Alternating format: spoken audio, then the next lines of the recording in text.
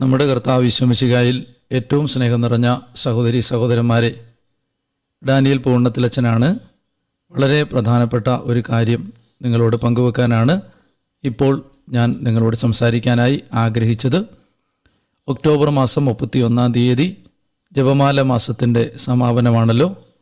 ജപമാല മാസ ആചരണത്തിൻ്റെ സമാപന ദിവസമായ ഒക്ടോബർ 31 തീയതി സാധിക്കുന്ന എല്ലാ ആളുകളും തന്നെ ദിവ്യകാരുണ്യ ആരാധനകൾ നടത്തിയും തിരുഹൃദയ പ്രതിഷ്ഠയും വിമല ഹൃദയ പ്രതിഷ്ഠയും നടത്തിയും ഈ മാസ ആചരണത്തെ ഫലപ്രദമായി സമാപിപ്പിക്കാൻ സാധിക്കുന്നിടത്തോളം പരിശ്രമിക്കണം എന്ന് ഏറ്റവും സ്നേഹത്തോടെ ആത്മാവിൽ നിങ്ങളോട് ഞാൻ അഭ്യർത്ഥിക്കുകയാണ്.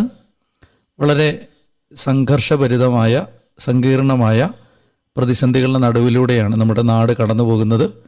പൈശാചിക ആധിപത്യങ്ങൾ പലയിടങ്ങളിലും പ്രകടമായി നമ്മുടെ കൺമുമ്പിൽ നമ്മൾ കാണുന്നുണ്ട്. അതുകൊണ്ട് നമ്മൾ 31 ദിവസവും പ്രാർത്ഥിച്ച എല്ലാ പ്രാർത്ഥനകളുടെ യോഗ്യതകൾ നമ്മുടെ ജീവിതത്തിൽ നഷ്ടപ്പെട്ടു പോകാതിരിക്കുന്നതിന്, ഒരു സംരക്ഷണമായി മാറുന്നതിന്, നമ്മുടെ ജീവിതത്തിൽ ഒരു അനുഗ്രഹമായി സ്വീകരിക്കുന്നതിന് സാധിക്കുന്ന എല്ലാ ആളുകളും തന്നെ അന്നേ ദിവസം ദിവ്യകാരുണ്യ ആരാധന നടത്തിയും അതുപോലെ തന്നെ തിരുഹൃദയ പ്രതിഷ്ഠയും വിമല ഹൃദയ പ്രതിഷ്ഠയും സാധിക്കുമെങ്കിൽ കുടുംബാംഗങ്ങളെല്ലാവരും ഒരുമിച്ച് തന്നെ നടത്തി ആ ജപമാല മാസാചരണത്തിൻ്റെ സമാപനത്തെ അനുഗ്രഹമാക്കണം എന്ന് ഓർമ്മിപ്പിക്കുന്നു. വളരെ പ്രധാനപ്പെട്ട ചില നിയോഗങ്ങൾ അല്ലെങ്കിൽ വളരെ പ്രധാനപ്പെട്ട ചില ദൈവികമായ ബോധ്യങ്ങൾ എൻ്റെ ഹൃദയത്തിലുള്ളത് കൊണ്ടാണ് ഞാനിത് പങ്കുവെക്കുന്നത്.